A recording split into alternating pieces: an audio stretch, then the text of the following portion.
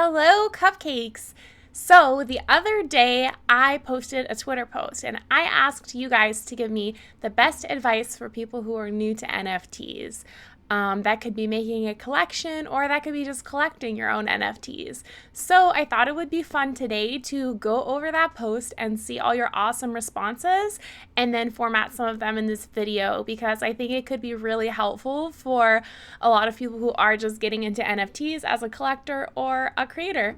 So let's get started. I will hop over to this medium webcam view and we can start looking at them together. All right, so I said, what is your biggest tip for people new to NFTs? And let's see what you guys said. The first one here says, don't get caught up in the mint gamble game. For strong communities, find strong communities doing things you believe in. Example is Deadheads. And join those by buying stuff you like. These mint lotteries and gas wars are not it, and the market is getting saturated quickly. So I think that's a great piece of advice. It can be very tempting to jump into all of these 10K projects. And I think what this person's talking about, if you don't really know what they're talking about, is a lot of these projects that are 10K projects, they will release like 10,000 of a certain variation of a collection, and so you can mint them for sometimes relatively cheaply on the website, and sometimes they tend to skyrocket in value after you mint them, so you can resell them for a large profit, aka flipping. So sometimes this can end up working out really well. Like for example, with my cool cat, I bought it for less than $40 on the original mint price. Oops, I gotta make this wider. I bought it for less than $40 on the original mint price, and now they're worth, probably maybe $2,000 to $3,000, which is what I could actually sell it for. So obviously when you see that, it's like super appealing and you're like, oh, let me just buy all these projects. It's like a lottery ticket. But it's definitely a good idea to be really careful about that. And I agree that long term, you're going to have more fun if you buy things that you really like and enjoy yourself. And that way, if you end up stuck holding on to it, then you're not going to be too regretful about your purchase. You're just going to be happy with what you have in your wallet. So that's a great piece of advice. Let's read the next one. I have just started my trip putting my artwork as NFT, and what I Kobe the most is, I think that's a typo, what I Kobe the most is the drive you guys inspire to keep on creating artwork and creating real warmth in the community around that. I feel that's always missed that in my local artist community. Yeah, I think what you're saying there is just keep going, keep creating art and find your community, and that's a great piece of advice. Show your soul in every art piece you mint. This is a good piece of advice, and I totally agree with it. When I started my own collection, I was really skeptical that anyone would be interested in the art style that I had to offer. But the approach that I took was just that, if you create something every day that you love and you're having fun doing it, then other people will feel that, they will sense that, and they will want to be part of that. And so I think that's a really important message for when you're creating any art, not just NFTs, is to just make sure you love what you're doing and people will see that. All right, let's keep going. I've been in the game 1.5-ish weeks, so take this with a grain of salt. Patience and community participation have been key, I've found. Yeah, so Citizen, you might have only been in the game for 1.5 weeks, but I think you're dead on when you say that. Patience is key. For the first couple weeks of my collection, I minted every single day, even though nothing had sold. And then one day somebody came along and they bought like more than 10 pieces, and that kick-started my my collection. And for a while I had to change the prices because when I first got into crypto, I had no idea what to price my stuff at.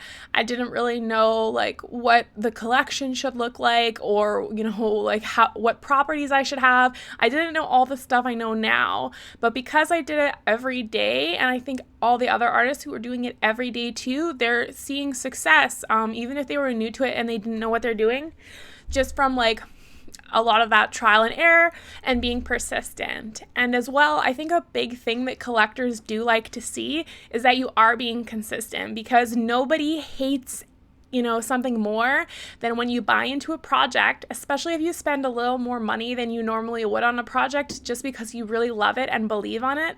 And then the artist disappears and you don't hear from them and they stop making everything. And it's just like a really sad thing to feel. And so one big thing that I think a lot of collectors look for is to see that you are being consistent in your collection and your minting, regardless of, how the market's doing at that given moment. Sometimes if gas goes high, things don't sell for a couple days, for example, or if there's a lot of hype around another project. So that consistency is key. And the other thing that you brought up is community. And I saw a lot of people in these comments bring up community, but the community in NFTs is so, so important. So when I first started my collection, for the first couple days, I had no idea about what NFT Twitter was and that it was such a big thing. I made like an Instagram page, I made a Facebook page, and I was focusing mainly on my Facebook at first because I thought Facebook is where, I'll be successful in this business. But when I found NFT Twitter, there was like a whole sub-community that I didn't know about. Like there's thousands and thousands of Twitter users that are just on here talking about NFTs every day, all day. They're making group chats. They're making Discord channels together. They're doing giveaways, like tons and tons of giveaways. So if you're watching this and you're not on Twitter and you're wondering why I'm always pulling up Twitter in my videos, it's because the Twitter community is huge for NFTs. And there's amazing people out there. They will help you. They will be your friend. They will give you feedback on your collection. They will, there's people who will buy your stuff just because they like you as a person. And there's a lot of artists out there supporting each other with the money they make. They, buy other artists' stuff and reinvest it back into the community. So really, like, that community is everything. Like, the people who helped me out when I first started and invited me to group chats and invited me to get involved with other people, they are really what, first of all, made my collection grow so quickly. And second of all, what made the experience so much fun, because I don't know if I would be having nearly as much fun on here every day if I wasn't coming onto Twitter every day and talking to my friends that I've made along this journey. So yeah, the community is a huge part of it. And I think being in touch with that community is really important for new people as well. Like, for example, there's a lot of celebrities trying to get into this space right now, and they don't necessarily have they aren't all in tune with what the community of smaller artists is like. And so, for example, if you start a project and you price it way too highly, there are people who will take that the wrong way. You will come off as maybe a little bit snobbish. I'm not saying I think that about you, but there will be some people who maybe see it that way as well. If you don't do your due diligence and research what the community thinks like and how they act, then, you may end up affecting your project negatively because of that. And I have seen it happen. So it's a great idea if you can just try to get involved in that community that you are trying to be a part of before you do it. So anyways, that was a lot to say on that piece of advice. Don't lose the motivation that brought you here. Yeah, Alice, another great piece of advice, because that motivation is what will keep you consistent, keep you creating new and exciting things, and will attract people to you. Don't buy the hype. Don't buy what you like. Yeah, I already touched on that at the very beginning, but I agree with that. I mean, I'm not going to say, don't buy the hype. Like, honestly, buy whatever you want. To try to spend responsibly, but who am I to tell you what to do with your money, right? Just buy whatever you want. If you want to buy the hype, but yeah, try to buy things you like too. I think that's a good way to do it. Don't take loans to buy NFTs. This is that's a very good piece of advice. That sounds like a good way to potentially get yourself in a lot of debt. I think that's a good general rule for life in general, is don't take out loans for things you don't need to. Don't buy a Zed horse. Yeah, Zed horse racing has a really cool community, so sure, that's a good piece of advice. Don't quit, work hard, and be honest and help others. A retweet, a comment, everything counts. Remember, if you go alone, it may go faster, but if you work together as part of a community, you will reach the moon. This is a beautiful piece of advice, Victoria, and I totally, totally agree with it. Sometimes smaller artists in this community can feel a lot of pressure because a lot of people do try to buy from each other and support each other, and sometimes it feels like you have so many friends and you want to buy from them all to support them, but you just can't afford that. I know there's a lot of people, like I heard a ton of stories from people on Twitter who are like doing really important stuff with the money they're making, like they're paying off medical bills that they couldn't afford before, or they, you know, quit a job that was like they were treating them really bad and they like couldn't stand it, but they had to keep that job to survive, and now they don't have to keep that job anymore. Or like they're paying for Nadia's dad, super dad, is trying to use the money to pay for her autism therapy, which she really needs and isn't covered by healthcare, and it's really expensive. So there's a lot of like amazing stories like this. So you know, as much as you want to support your friends with all your money and buy something from everyone, you can't always do that. But a great way to support your friends other than that is like their stuff, retweet them, give them that engagement, talk to them, you know, on their Twitter threads. There's so much you can do outside of just spending money on people to support them. So you don't have to feel bad if you're not in a financial position to do that. And, you know, you can just support all your friends your other way, and I'm sure they will love you for that and they will understand. Even just taking the time to talk to someone if they're having a bad day can be a great way to support someone. So we can all support each other in our own way and keep building the community to be super awesome. That's just my opinion on it. Stay the hell away from the money pit known as Top Shot, then have fun and collect what you love. I honestly don't know like too much about Top Shot other than it's really big and famous and that they started in Canada. But I don't know, sounds like maybe Simple Man had a bad experience here. Don't get scammed. Buy Ledger. Clean your computer with antivirus. This is a super important tip. I know a lot of people who have been scammed or been hacked out of their hard-earned money. It's really sad when it happens. And my personal opinion is really you have to be very careful. Like, it can happen to anyone because these hackers and these scammers are coming up with new tricks every day. One scam that I saw the other day was there was some type of malware that would, whenever you copy and paste your wallet ID, it would change it to something else. So if you weren't checking every time you pasted, you wouldn't have noticed if you were just going quickly. The other thing is there's a lot of fake sites that are trying to emulate OpenSea, and then they're buying paid search ads on Google so that they appear at the top of the search engine results. So they'll mimic the way the site looks, and you'll think you're logging into OpenSea.io, but really it's like OpenSea.com or OpenSeas.io or some variation that is a scam, and they take your wallet.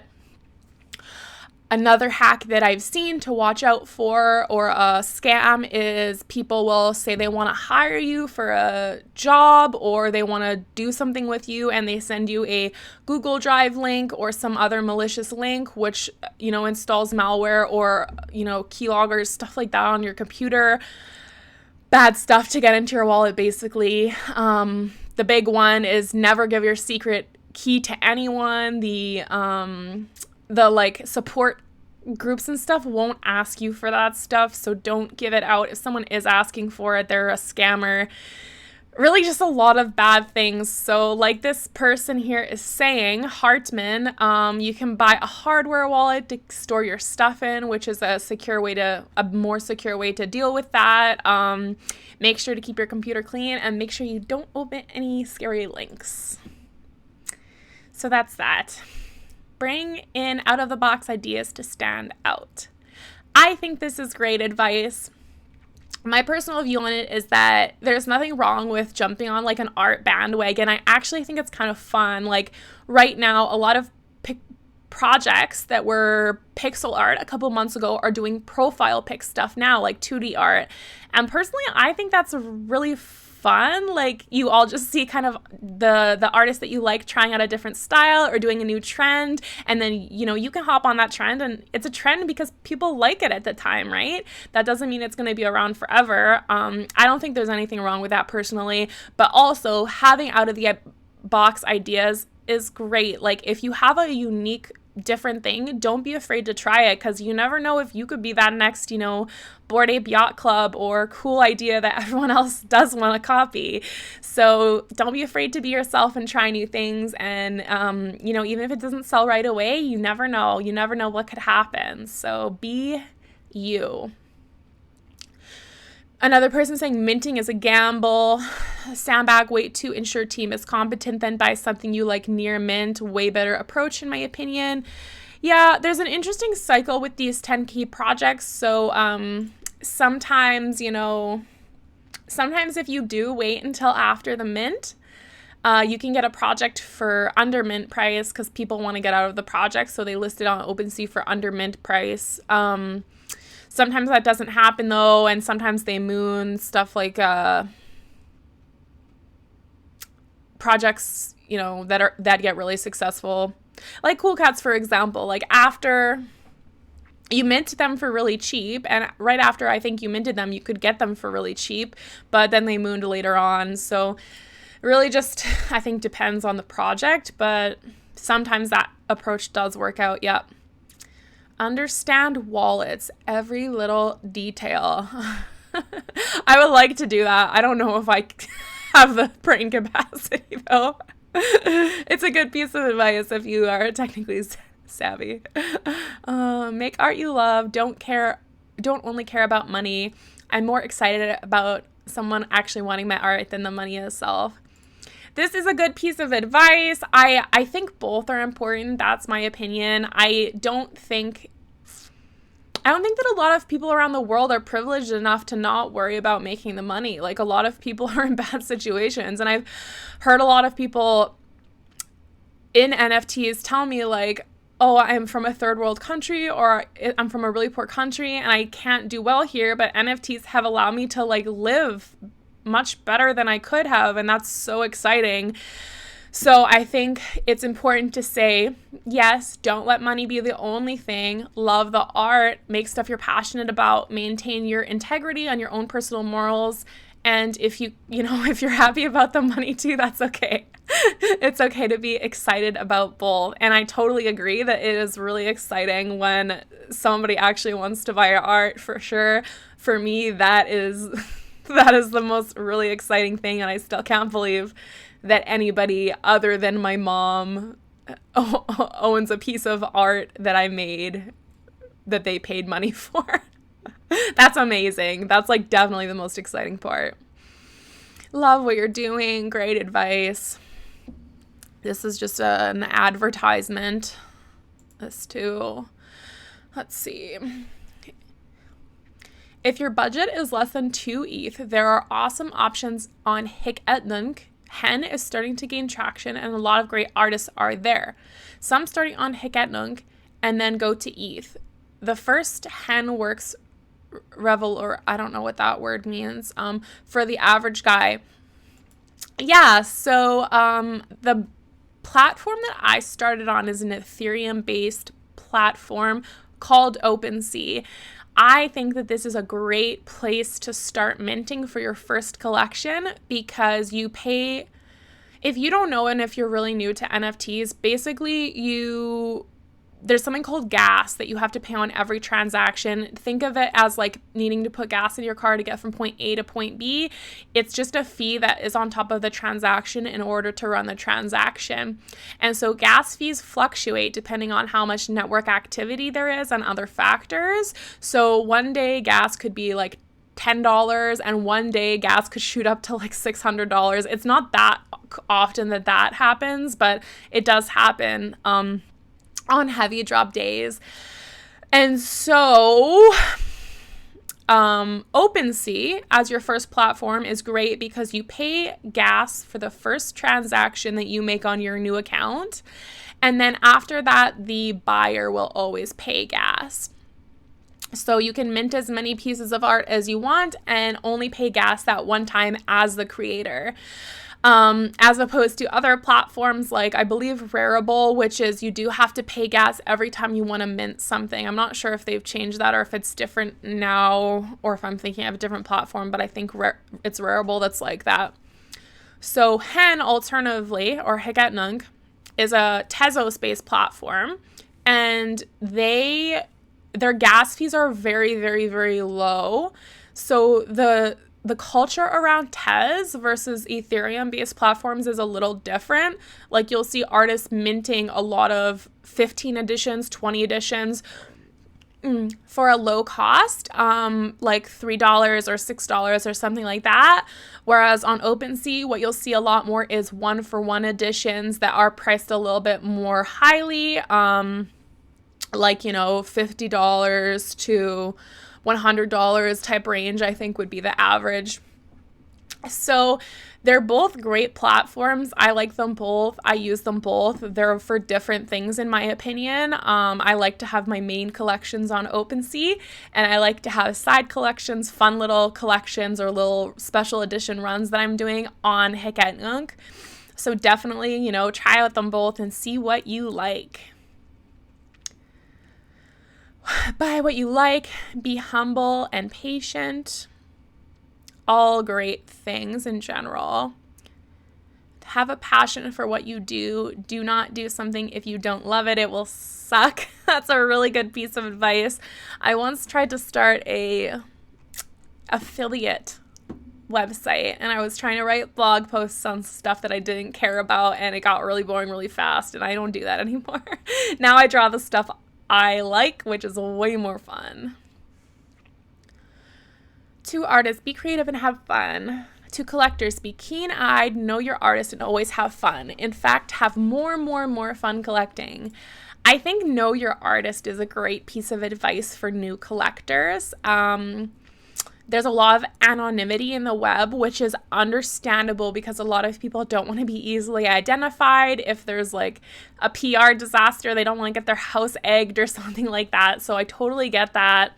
And I think some people just like to be more anonymous on the web. It lets them be more free. But I think there's still a way you can get to know your artists. You can check out their Twitter and their social handles. You can talk to them in Discord. You can see how much they're interacting with people. You can see how long they've been doing this for. You can see if this is their first collection. So those are things to look out for. Like if they just started a collection and they, if they've done 12 collections and they've dropped them all after the first couple of drops, like maybe that will affect how you look at the investment opportunity. So yeah, getting to know your artist, is a great thing you can do before you purchase a piece, and I think it will help with your investment. I mean, not financial advice, but I think it will help in general.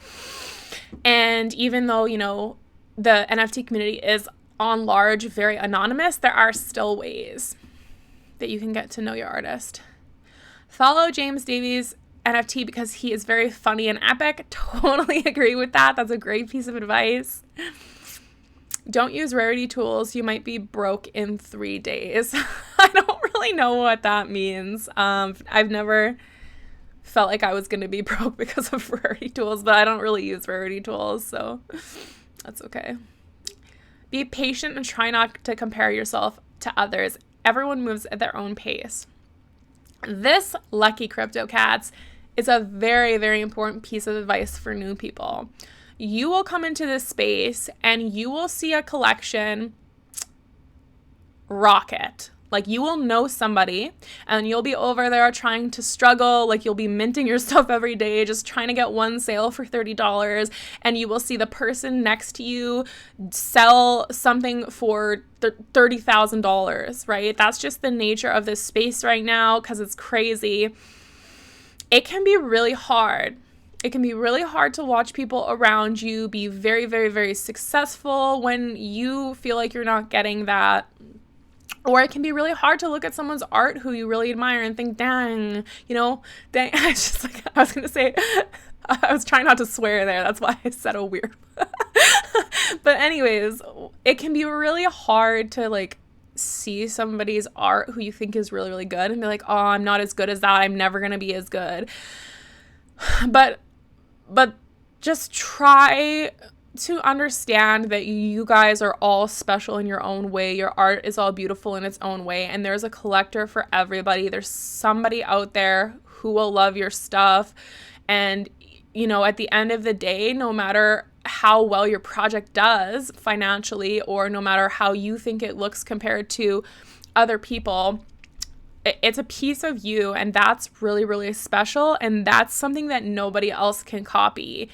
Nobody else can make what came from your heart. And so if you're being true to yourself, I think it doesn't matter. What you make is always going to be perfect. And just try, I guess, to celebrate those successes with each other, because next day might be your day. And just, make those friends, share in those awesome memories, and just support each other.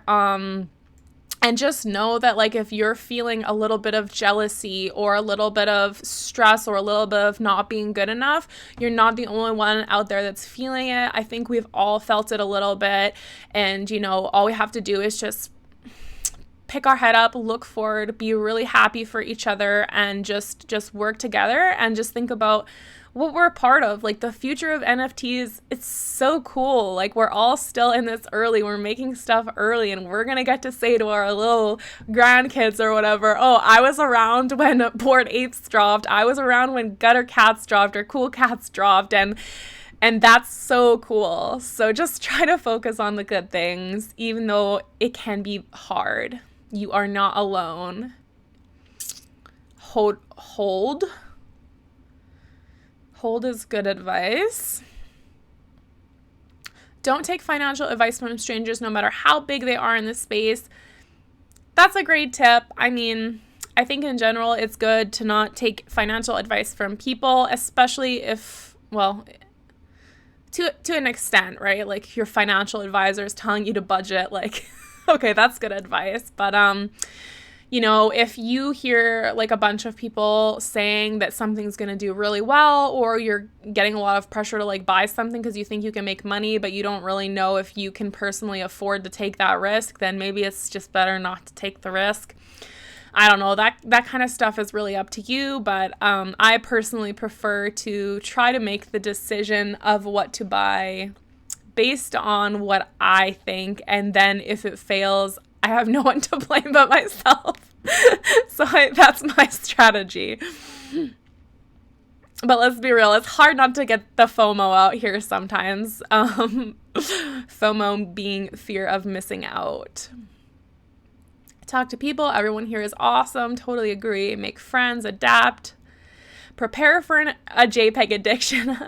I think Aria said this as a joke, but it is kind of addicting, especially if you're new to crypto and you see your ETH in your account and you're making money and you're doing well, and it's almost like play money to you. Like, it almost doesn't register that that's actually can be converted to like fiat, or like, what a lot of people believe is that one day like Ethereum and the blockchain based currencies will kind of take over. So they will be as valuable or more valuable than fiat is now. It doesn't really register all the time. It kind of feels like monopoly money. Sometimes it's really easy to just spend a lot. So if you have one of those addictive type personalities, be a little careful, because it's really easy to get addicted to all the awesome art that's out here. Quality over quantity. If you're not looking at VV Official, then you're missing out. I don't know what this is, but I'm going to have to look at it now. Sounds pretty cool. This looks awesome. This is just an advertisement, but it looks awesome. Don't give up. That's a sweet and awesome piece of advice. Don't give up and believe in yourself. Consistency. Yeah. Be humble. That is an important one. We all have to remember that. Just, if we make it, be humble. If we make it. But I don't meet a lot of people in this space, honestly, that aren't humble. There's maybe There's maybe one or two that I can think of, but most of them are. I only need the first 4 letters or symbols of your seed phrase to steal all your NFTs. I did not know that, Orson, and I don't really know what he's talking about, but it sounds like in general you should just be very careful with your seed phrase and not give it out to anyone. Have a plan and execute. Always stay with the art. Be selective. You don't have to mint everything. I've heard a lot of people say this, and I think it is a good piece of advice. Be selective and don't mint everything. I think when you start, if you can come up with the idea for a collection and be consistent with it and stick to it for a while, I think it will yield good results rather than sort of throwing your paint at the canvas and seeing what sticks. That method. Because I think a lot of the value in these collections does come from the consistency of them. And even collections, I've had a lot of people ask me, like, if I'm not very artistic or artistically talented in my own opinion, can I do NFTs? And the answer is totally yes. I see all different types of collections, and I see all different types of people who think that they're not really traditionally artistically talented, but they're very consistent with it and they do well. So you can absolutely succeed in this space if you are consistent and you just stick to your plan. I think buy stuff you like and pay attention to gas fees. All right, well, I mean, that's it. That's a great list you guys compiled with me, and I hope that, some of this information was helpful for people if you're new, or even if you're not new. Let me know if you like the video, subscribe, and come say hi to me on Twitter. I love saying hi to you guys. And yeah, we will talk to you soon. Later, cupcakes.